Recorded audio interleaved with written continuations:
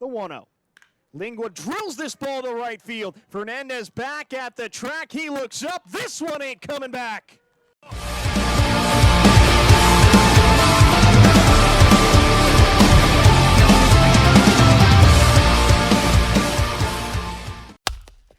Hello, RailCats fans, and welcome back to another edition of the RailCats Talk podcast. I'm your host, Kyle Savetich, and this is the first time all season where we were potentially going for a sweep in this series against Sioux City. Just fell short in today's game, but I'm just not going to cover today's game in whole. I'm going to cover the whole series kind of in whole. Talk about maybe the meat of it, not so much the nitty gritty kind of it, to a certain extent, because I kind of want to get into talking about the series, talking about the, what I feel this series was different from Cleburne, because I feel like I get that the Cleburne series was a 6-game series, but in that Cleburne series, it felt the same.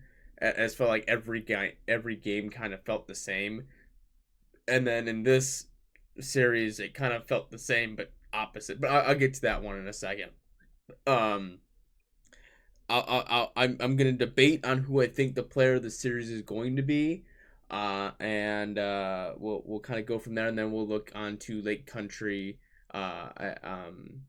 as they're wrapping up against the Salt Dogs, which I think they were winning 7-8 the last time I looked. I'll have to go back and double check towards the end. So those are the main three things that I'm going to get through in this podcast. Hopefully it won't be super long.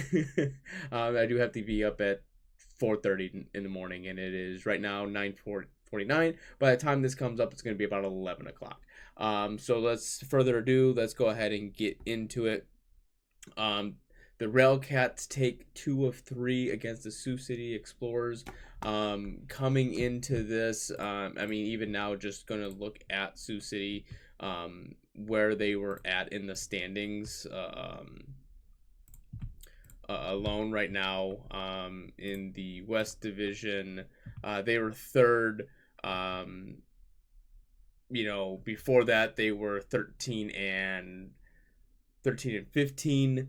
Being their third in that division there. So I know they were kind of having a little bit of a rough spell before they ran into Gary.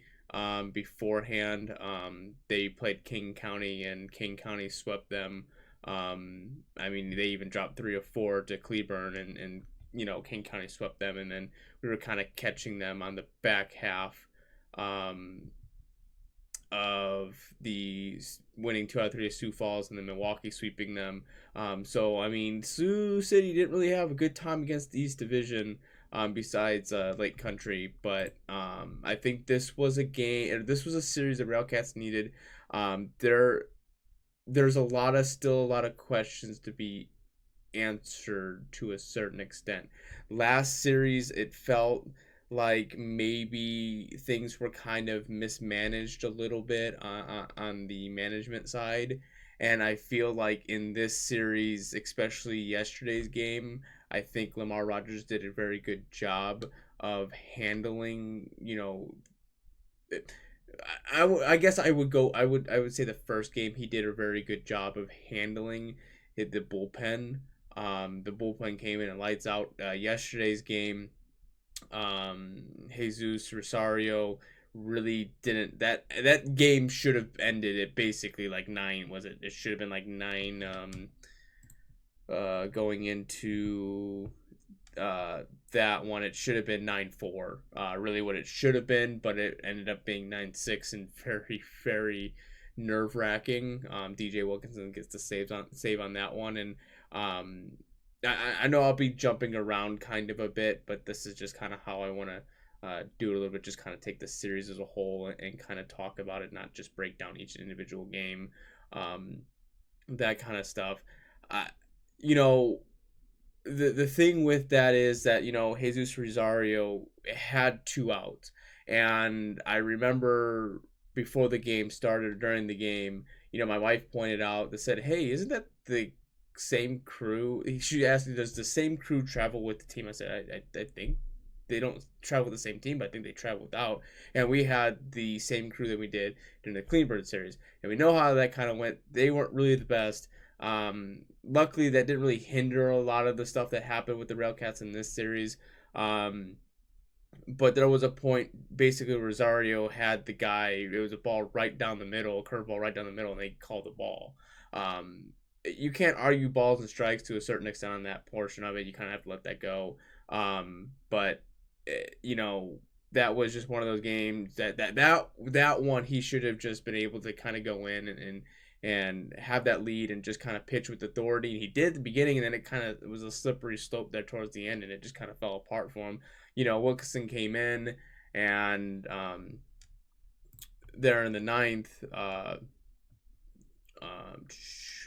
you know, he starts off with 3 balls, 2 strikes. He gets the walk, and the walks were coming, and that kind of stuff. I think, you know, yes, is it credited towards Rosario because he is the one that loaded the bases, and DJ Wilkinson had the 2 walks, but I think that's just still a tough situation to put someone into.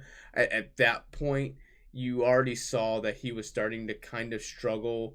After he gave up the double, he gave up the walk, he gave up another walk. It was just kind of like one of those where, you know, the bullpen should have kind of already been up and going. I say that maybe would have been the one that you're kind of like, you want to see him see it through to a certain extent, but it's just one of those, like, you have a chance to just close the series out right now and just go ahead and do it. I think if this was it was going to be a sweep game, you know, if it was like today's game and the score was 9-4, I think at that point you leave Rosario in and see what he can do. But at that point, I think you would have seen. I would have liked to see Wilkinson come in. But that's maybe the only blunder, little blemish that Lamar Rogers may have had in this situation.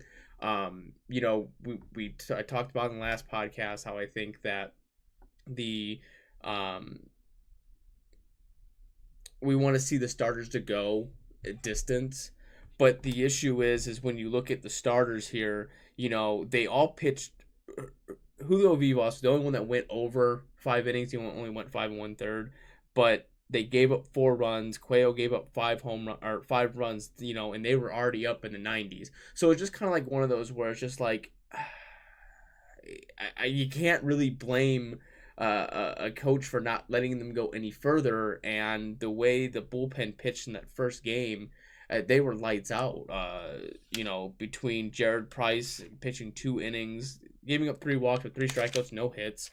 Eisenbarger came in, pitched one inning, 1 walk, 1 strikeout. Wilkinson came in and he just shut the door. Like, this is what was lacking, I think, in last series, was that the offense was starting to struggle a little bit to kind of get out of the gates, especially in game 2. You know, they didn't get their first hit until the 4th inning, from Gio Diaz. I don't know, Gio Diaz. You know, it was just one of those. Then eventually the offense started to kind of roll along a little bit, on that portion of it. You know, the bullpen came in and they did their jobs even in today's game. Ben Miller gave up one run, but other than that, all the rest of the runs were scored on the starting pitching. I mean, that's what it was. I mean, except yesterday, 2 runs were scored on the relief pitching, but that's, you know, nothing to kind of. That's just one of those things where I mean, it is what it is. You know, I think they did a better job of not leaving so many runners on base. This was the other game. I want to look at today's game. They left. Let's see here. Where did I see it? And I can't find it. Great. Good job, Kyle. Yeah, you're really blundering this one. Why? Oh, there we go. They only left 3 batters on base this game. They left. Let's see. 6 last game and 8 the day before. In the Cleveland series, we were looking at like a minimum of 8 to 10, 10, 11, 12. Like the opportunities were there and they were driving in runs. This was a much better series offensively. You saw Jesus Mariaga be productive. Daniel Ingua was productive. LG Castillo was productive. Yeah, Del Valle went 1 for 4 today, but he was still productive in most of the stuff that he did. He had 2 RBIs. Before today's game, he was 4 for 9, so he ended up being like 5 for 12. He had a double. Gio Diaz, he went 3 for 12 in this series, but he was still productive in what he did, being able to steal bases, scoring runs, getting an RBI double, getting walks. I mean, that's the big thing with him is he's going to walk, and being a leadoff guy, that's what we want to see. And speaking of which, going into, I don't know what's going on with Michael Woodworth. Nothing has been relayed to me on that portion of it, but I would assume that with it being on the road and them having a newborn, that he wants to spend time with his newborn, which I completely understand. I don't want to see him walk away right now, with the RailCat. I don't want to see him stop halfway through. I'm going to be a family man and I'm just going to walk away. I don't want to see that. So I'm hoping you'll be able to finish out the season and see where it goes from there. But the nice thing is that you have Gio Diaz, and it's not saying that we're missing Woodworth, because I think Woodworth is the most consistent player with the RailCats. You saw it last year. You see it this year. He just defensively sound, offensively sound. He's just an overall great person in general. I think he really runs that. You say that the shortstop runs the infield. I think Woodworth runs that infield, just with his defensive plays, the way he plays offensively, the way he carries himself around the ballpark, that kind of stuff. But being able to see the team pick up the slack, even when you don't get that consistency. The big thing is that LG Castillo started, he went 0 for 4 today, but he started to come, on more. Chuck was telling me basically he doesn't want to be in the 4th hole spot because, he doesn't want to see all the junk balls, that kind of stuff. And that's perfectly fine. That's the one thing I think the RailCats are really missing, is like a Sam Abbott from last year. They just don't have that one person that has, batters or pitchers scared to pitch to them and to make that one mistake. I just don't think that the offensive production via power just isn't there. I think a lot of it is based on a little bit of small ball. I think we're kind of, Lamar Rogers came in and he made this big old great deal about making it all power, and then it's kind of slimmed back down to being a little bit of a more hit and runs, solid contact. I mean, it's winning games. You're winning games. I'm not going to complain about that. You just got to rely on your pitching more. And the first 2 games, the pitching with the bullpen was outstanding. I give all credit to the bullpen in this series, because in the past couple series they really haven't been that good, and I think in this series they've been a lot better.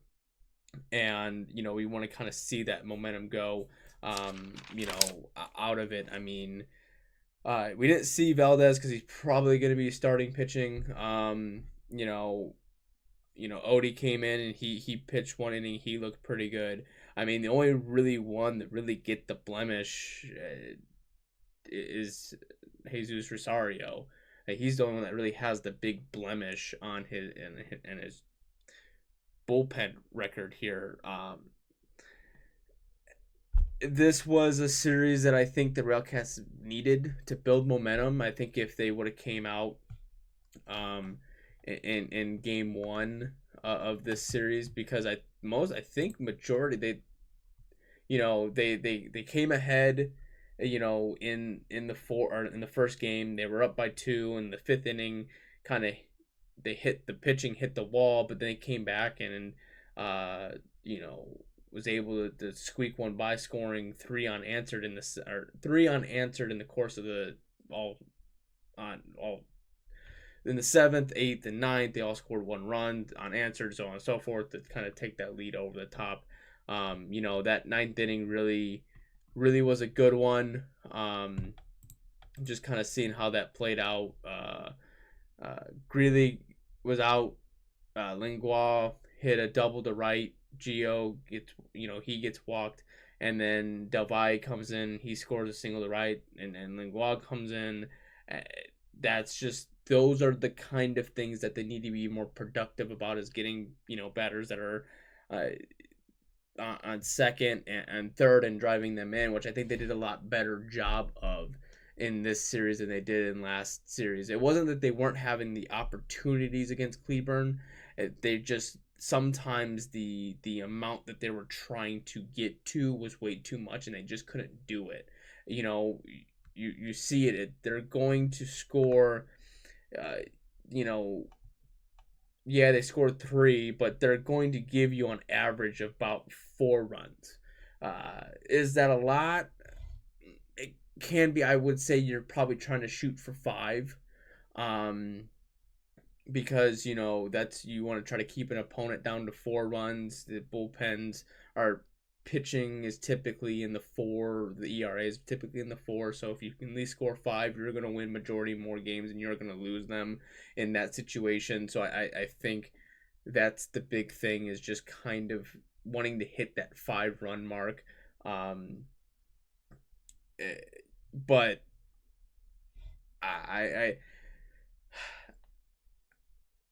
I can't complain. I think we take a lot of good out of this series. Yeah, we lost the last game, and yeah, did it kind of suck because you kind of felt the momentum, the life in the building in the stadium kind of got sucked out, and then they just go on this tangent.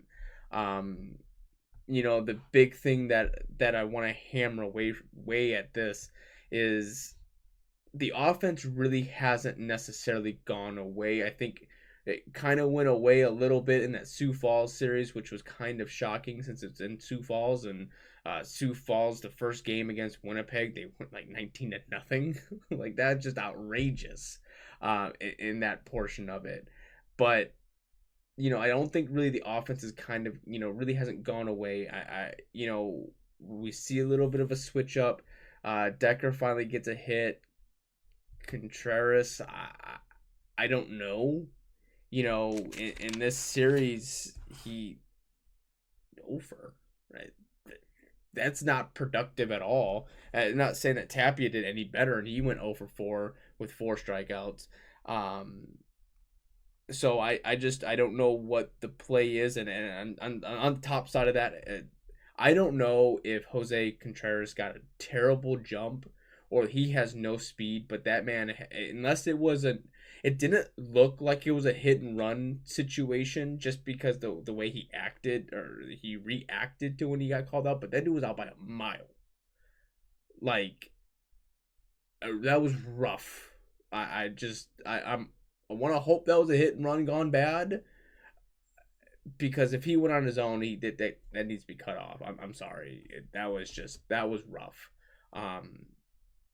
Thomas Greeley looks great. I don't know why he wasn't the main starter for the RailCats in catching. I think he threw out 2 or 3 people in this series. You're not gonna, most of the time, if Greeley, if they steal, it's one of 2 things, right? If the opponents steal on Greeley, it's one, the pitcher's windup is so slow, there's nothing that Greeley can do. 2, that the tag really wasn't applied quick. There was one where it was thrown perfectly, and Diaz didn't seem like he got the glove down in time. I thought the guy was out, but he was safe, or whatever the case may be. And sometimes his throws may be a little bit wild, but majority of the time, Greeley's pretty on point. He makes almost every throw very accurately and very close, and that's a positive. You're gonna, the percentage of you throwing people out climbing is going to lessen that load of people actually trying to steal. Did he do really a lot productive wise?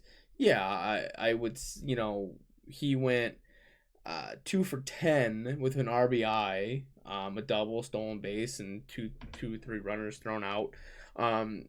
Sometimes it's not always about what you're doing fully in a series, but what you're able to do in maybe 1 or 2 games.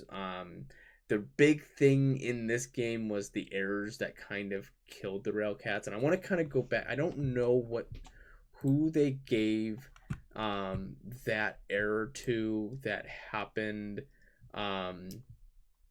They gave, okay, so they did give it to Quayo. They gave one to Mariaga. That one was such an iffy one. I get why they called it, but then when you kind of go back, like, he was thinking about diving and he didn't dive. He pulled back, the ball bounced, it kicked away from him. It's an error on the portion of the runner advancing, not necessarily that it was a hit. You know, it classifies as a hit, but the runner advanced on a kicked ball, which made an error. You know, Quayo had that one ball that he fielded and he threw to first and it was a low throw. I think Tapia would have probably had it. I don't know if it just didn't bounce correctly to Contreras and it just fell out of his mitt, didn't catch it, so on and so forth. There's nothing that you're going to be able to do about that. It's one of those bang bang plays. Lingua, I think they gave that error to him that it was one of those when he was charging and it hit his mitt and fell. A lot of these, sometimes these errors just don't add up to a certain extent. Like that one, just, you know, he gets punished for that error, or you get punished for that. And I don't really necessarily think that's on him to a certain extent. But you know, it was a good series. That's what I got. That's what, you know, what I'm intrigued by. Looking around right now at the scores. Let's see. That's not what I wanted right now. Not one bit. Not one. The scoreboard. Okay. Looking right now. Sioux Falls beat Winnipeg 7-5. King County beat Chicago 7-0. Kansas City and Fargo are still going at it.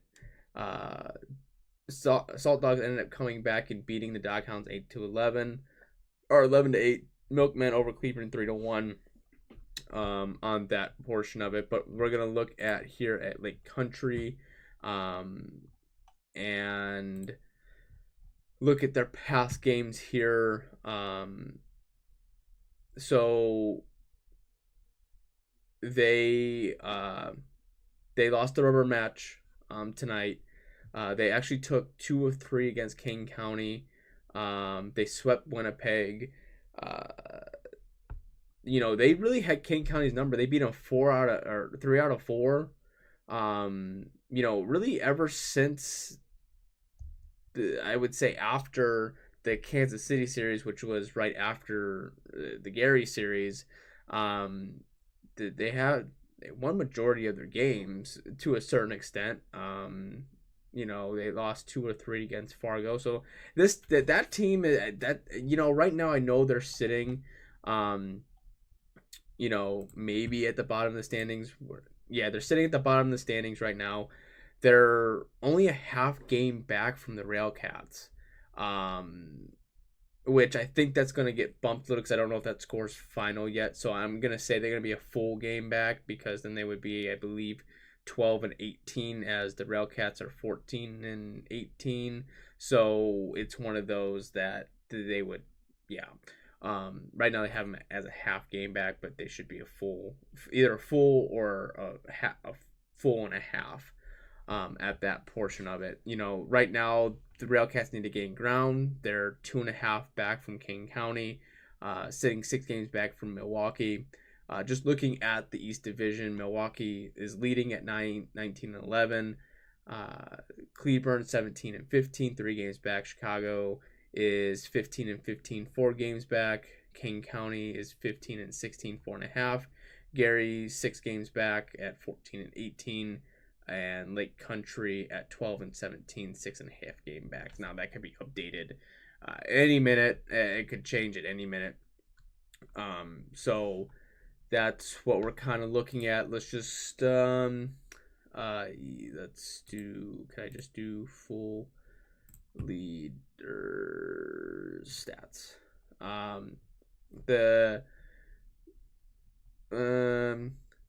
let's see. It's Dason Krause from Winnipeg is batting a 371 right now.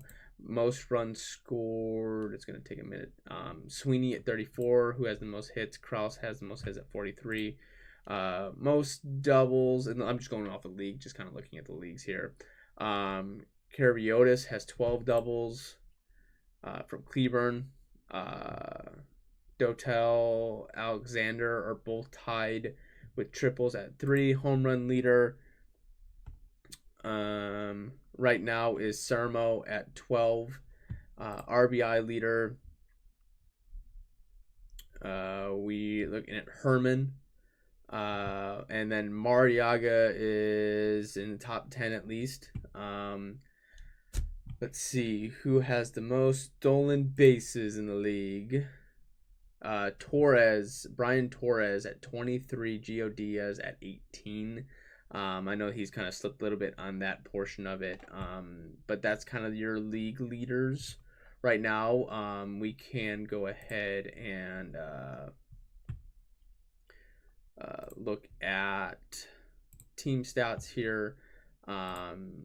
Gio Diaz leads the team in average at 333. Most runs scored is Gio Diaz at 27. Hits, Castillo at 41. Mariaga and Diaz are both tied at second at 34. Most doubles, Mariaga at 10. Diaz at 8. Castillo at 7. Triples, Woodworth has 2. Most home runs, Tapia at 6. Nova at 5. Lingual, Del Valle, and Mariaga all tied at 4. RBI leader is Mariaga at 28. Castillo has 24. Most walks on the team is Victor Nova at 21. Ball magnets are Gio Diaz and Mariaga, both at 8. Tapia has struck out the most at 47. Let's see. Stolen bases, Diaz leads by 8 at 18. Woodworth and Lingual are both tied at 10. And most errors on the team is Lingual at 15. Looking here at some pitching. Most innings pitched right now is Cuello at 36 innings. Most hits given up is Vivas at 21. Most runs against is Nunez at 27. Most earned runs is Nunez at 20. Most walks, Cuello at 16. This is the big, Leon and Adi Nunez, Jared Price, Aaron Phillips. Those guys are in the double digits with walks, and not necessarily, Jared Price has worked himself out of those situations. He's the only one that has an ERA of 135, but the rest of them with their walks really haven't helped the RailCats in that portion of it. 14 walks at 13-1, 13 1/3 innings isn't very productive. Most strikeouts is Chris Irwin at 30.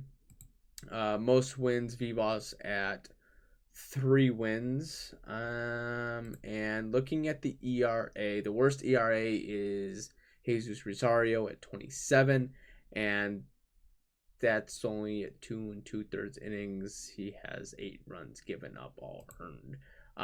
DJ Wilkinson has the best ERA for the RailCats at a 1.15.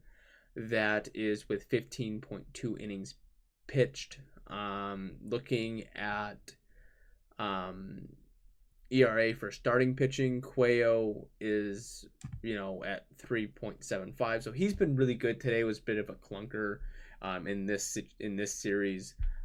So that's what you're gonna get. Looking forward to this weekend.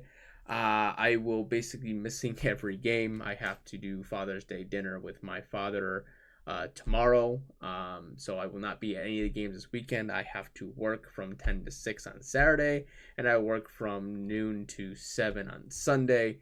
So I'm hopefully going to be able to rewatch most of the games and still be able to do a podcast on Sunday and do a lineup for the next series as well. There is a potential special podcast coming up sometime this week. It's not recorded yet. I have to wait for a time window for it to happen, But there is something that I'm working on that is hopefully going to come out either in this week or next week. I'm excited for it. It's going to open up another door, another opportunity to bring a little bit more light into the RailCats Talk podcast. So yeah,